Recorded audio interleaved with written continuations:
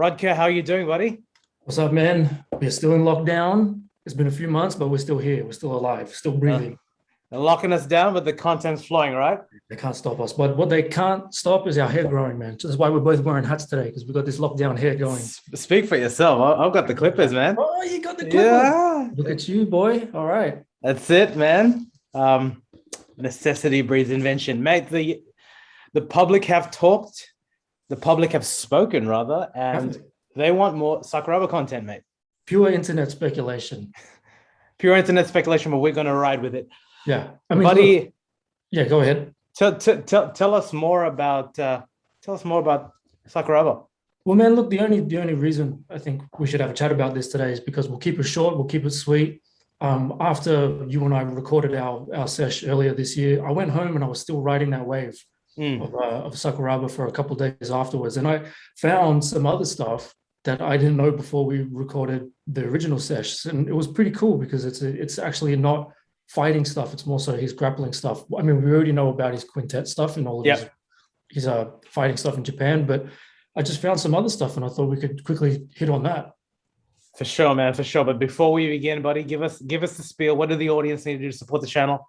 You subscribe, or this man right here is going to throw some punches and tap you out, man. You better like and subscribe. Where did you get that? What version of Sakuraba is that? This is Pride Sakuraba, man. Yeah. Look at him. He's got the red hair. He's got the blue Pride gloves on. The KS on the back. Where's my camera? There it is. Always the entertainer, mate. Mate, talk to us about some of these fights that you linked us, and let's go through it.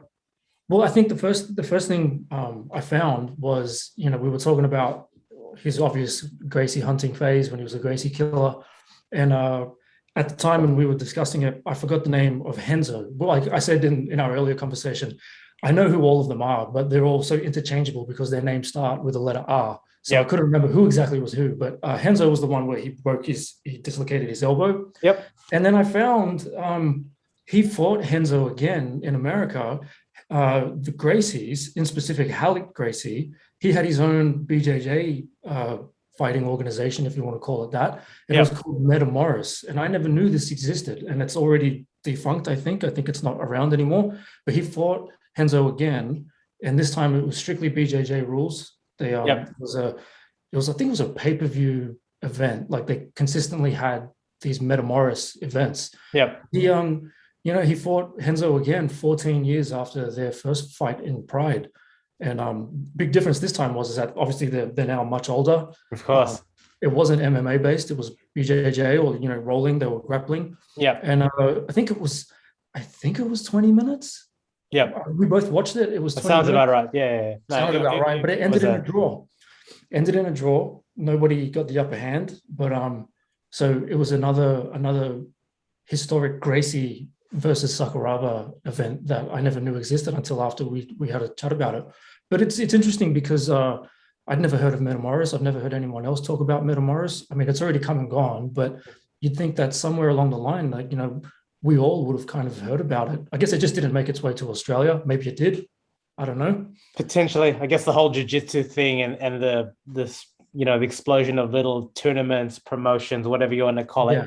Not that big a thing in Australia, but mainstream. I'd say a lot of fighters probably did know what it was. BJJ practitioners and grapplers of sorts, but it was cool because I went digging through the laundry list of people who had, and of course there was a bunch of Gracies, ones that we've never even heard of. Of course, we discussed before the family tree of them and how many of them are actually are. But some of the cool names, I wrote them down. So Dean Lister is a really famous BJJ guy in America. Shinya Aoki, Renato Sobral, who's a Brazilian guy who fought in UFC back when I used to watch it in the early 2000s. Eddie Bravo had one match in Metamoris, and he versed Hoyler Gracie. Yeah. And Josh Barnett and Chael Sonnen as well. So I think that was really cool. It wasn't just a random promotion. It was a promotion that actually had some names.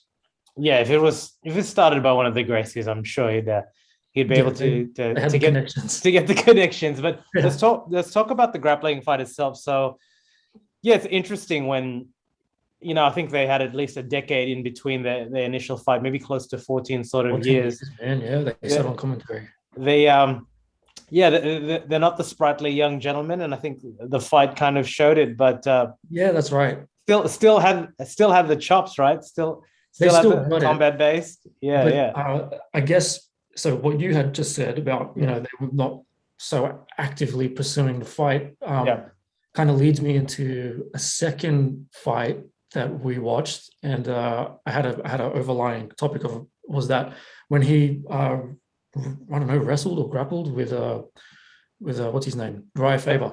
Faber, yeah. Faber in Quintet in America. Yeah.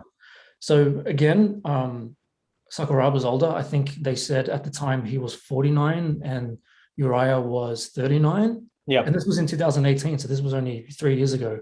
So Faber would have still been in the UFC, right? Obviously, the back end of his career. I think, and the event was in Vegas, so I think I did see in the background, like a UFC event, right? They were promoting or something. No, well, yeah, they had. It's already on Fight Pass anyway, but I'm pretty sure I saw Dana in the background. Yeah, right. Yeah, so of course, it would have been around the same weekend when he was going in the Hall of Fame, perhaps. Yeah, okay. But again, going back to what you were saying about how they weren't so active, I noticed that in his role with Faber as well, it's just kind of like Faber was doing what Renzo was doing in their role, where it was like they were dominating over Sakuraba, but they weren't. It didn't go anywhere. Like it didn't really. They were active and they were pursuing the grapple, but I think in those fights, the grappling matches, the urgency isn't there because it's not like a kick is going to come out of nowhere or a left hook is going to come out of nowhere. There was no sense of urgency, so Sakuraba could take his time and he didn't have to exert a lot of energy. He still knew what he was doing. I mean, look at the level of competition that both of those fights had. You and I can't live up to that level of competition, but then I saw an interview that they had a media thing for Uriah and Sakuraba. They were taking pictures together, doing their fight stances and all that kind of stuff. And they're really friendly. Whenever you see Uriah Faber do interviews, like he's a nice guy. He's down to earth. He seems as polite as he can be. Yeah. But when they got to the mat, the aggression was turned up. He was very aggressive. Yeah. He was super aggressive, and you could tell he was clamoring for it. He really wanted to get that W. What I don't understand is such a big weight difference. Is that like acceptable in Quintet? Yeah. So what I mentioned to you last time was, and I know you don't watch it, so that's okay. Yeah. And again, so when it is 5-on-5, if you are equally matched within a certain amount of weight, I think it's an 8-minute round. But if there is a size difference, like Josh Barnett on Sakuraba's team would fight someone who was a lot smaller, it becomes a 4-minute round. So it's like, it's still kind of fair. Like, but it's interesting. But I think they said it was 20 pounds difference between the two of them. So that's only about 10 kilos maybe for us. Only 10 kilos. Only 10 kilos. Yeah. I think it's interesting because usually when you have a weight advantage, you see it in grappling. Basically, the moves that Faber were doing, the stacks and the aggression. Yes. You usually see a heavier guy take advantage of that, but it was obviously he's younger. He's very explosive, right? He's a wrestler as well. It was interesting too because they had the screens in the background when they were rolling, and they had a screen dedicated for each fighter, like a long rectangle thing, and it had their stats down the bottom. So when the camera was low, you could see the stats at the bottom, and it said Faber was 5'6" and whatever his weight was, but I'm 5'7", so I'm not a tall guy either, but Faber looks a lot more solid compared to me. So even though Sakuraba was 5'11", he was billed at 5'11". It's like, but Faber still had the size, I would say, over Sakuraba. Yeah. I think, like I said, very apparent in those two fights.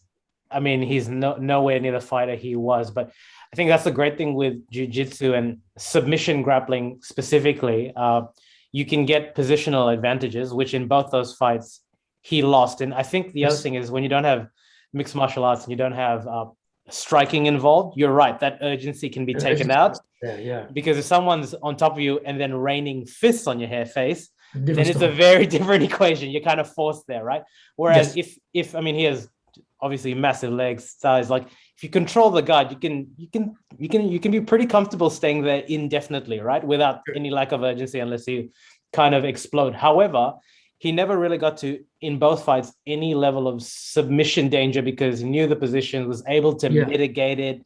He could control it. Still had the scramble, so it kind of negates it. But positionally, where there was probably any exchanges, I think it's more highlighted in the Uriah match because of the sort of explosive fighter Uriah is.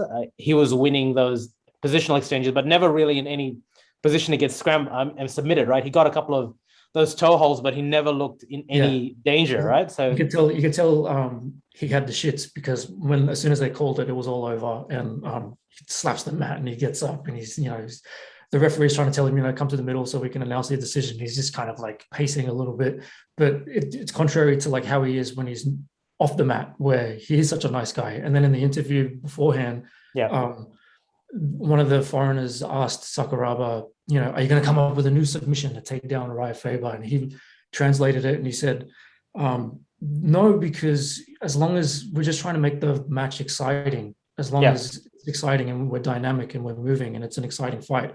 So I think his mentality, so when we had our chat earlier this year about his career, and you were like, oh my God, he's still fighting at this age? I think he couldn't do cage fighting, but he can do this now. And this is okay. He might not win everything, and sometimes he does, but most of the time he doesn't have to, because it's like, obviously the threat is lower and the impact, I guess, is less in a certain extent, if you want to look at it that way. But he says, as long as the fight's exciting. And the difference was when I said to you, he fought Hoyce again in America, and the crowd was booing because they weren't educated enough.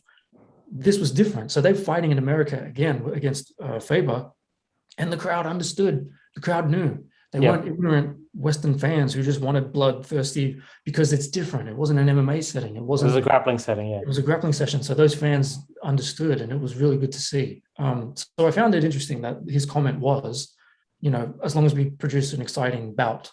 And I was like, okay, I can get behind that. So furthermore, then I started watching some of his other quintet stuff. So he had another match with Henzo. He had that match with Faber in America. And then sometimes in quintet now, they do have these exhibition matches. It's not the 5-on-5.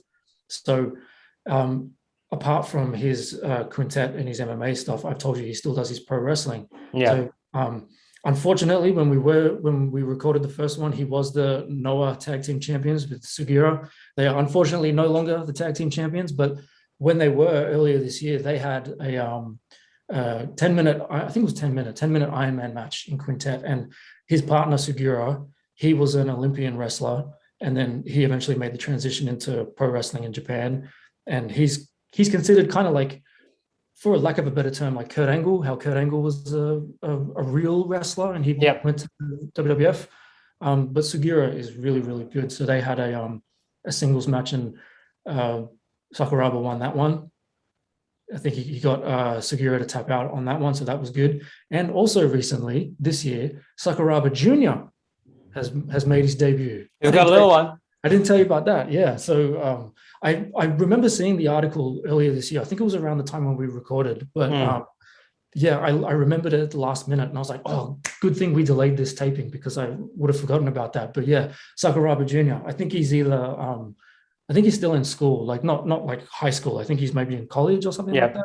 He's still quite young, but he said he wants to surpass his father, but he said it in a very tongue-in-cheek kind of way, because but he had an exhibition match, one of those quintet 10-minute exhibition matches against another guy, Kazuhiro Suzuki, I think his name was. He was another student at their academy or dojo that they have. So the seeds of the Sakuraba bloodline have been planted, and they're going to take off in the next generation. It's going to be like another Gracie, where you just have that surname that's very synonymous. But it becomes he's quite cheeky like his dad. So they interviewed him, and he did 10 years of judo when he was younger. He didn't really do grappling or anything else. And he said that the 10 years that he did judo, he didn't have a good record, but he just did it because he did it. And everybody said, how come you're not strong like your father? And he's under 20, I guess he's around that age, and he's got a sense of humor where he's just like, yeah, my dad might be strong, but he's not good at judo like I am. So it's like, he's got the cheekiness of Sakuraba in him. He is a Sakuraba Jr. That's it. Keep an eye out in the future. That's it. That's it. And is Sakuraba still fighting? I don't know. Fighting, no. Sorry, I mean in the grappling sense, yeah. In the grappling sense, yeah. I think his last fight was in Ryzen a few years ago, but I don't know what Quintet is up to at the moment because of they continuously keep having a state of emergency in Japan, and I keep talking to my friends over there. But it's like Sydney, you wouldn't even know it's a lockdown. They don't have the lockdown, they announce a state of emergency, but what the fuck does that mean? The government doesn't really enforce it for them. Yeah. But he is still doing pro wrestling. So at the moment, he is a part of the Pro Wrestling Noah N1 victory tournament. And last night he versed Kotaro Suzuki.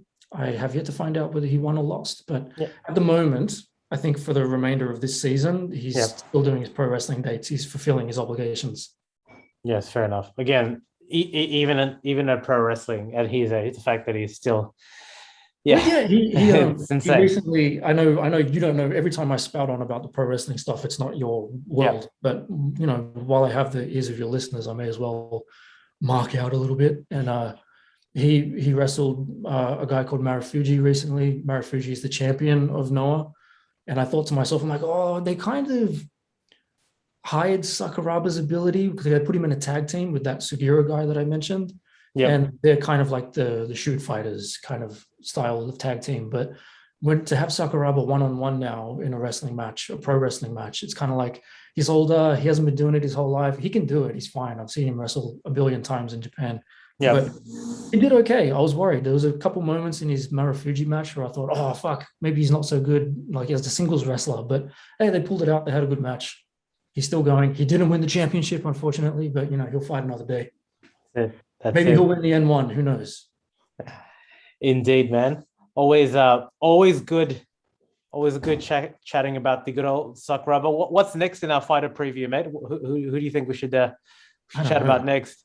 We need to talk about some legends. I think we've got to talk about some legends. Guys, leave some things in the comments, but we're thinking GSP. Who else are we thinking about? Bas Rutten, some of the OGs. I can talk about him. Yeah, we should talk about Tito Ortiz. You know what? Because he's a jabroni. I think so too. All right, jabroni Ortiz. I said to one of our old workmates recently. I said Tito talks more shit than Kevin Chang. And then that person said to me, they're like, "Hey man, that's a big call to make." I stand by that. Kevin talks shit, and Tito talks shit. So, good old Tito. Just get the cash. I need to utilize my Fight Pass membership because have you seen this week they've been advertising $1 memberships for September? Have they? Well, you've already signed up. Bloody rotted then. Man, I signed up again and I have got my $1 membership, but it's American dollar, so I pay like $1.70. Yeah. But I found it interesting that the Facebook image that they use to promote it, they have CM Punk in the picture. I don't find it interesting at all. I think that they know that you're a wrestling fan, and he's no longer because you're out of the wrestling bubble. CM Punk recently came back, so but he's retired. Yeah, he's no longer MMA. He's back in pro wrestling now. Correct. He came back recently, so they're just like, let's capitalize on all the wrestling dickheads. And guess what? They got $1.70. This guy right here. All right, we'll do something, mate. Always a pleasure having you on the show. Wu-Tang forever. What's up?